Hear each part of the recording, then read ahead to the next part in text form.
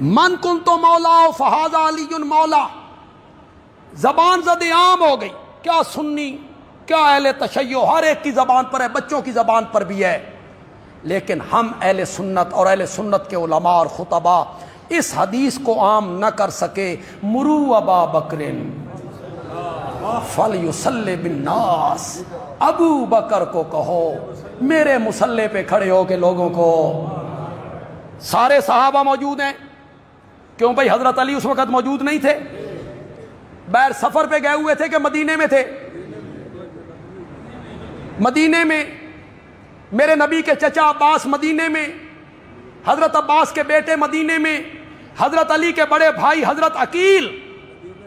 مدینے میں، حضرت حسن حضرت حسین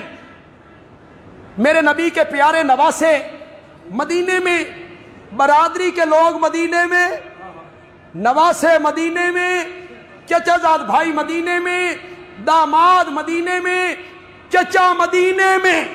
اور میرا نبی کہتا ہے میرے گھر کے لوگ پیچھے ہوں گے، ابو بکر آگے ہوگا۔ مرو ابا بکر فلیصلی بالناس، میرے گھر کے لوگ پیچھے ہوں گے، ابو بکر ہو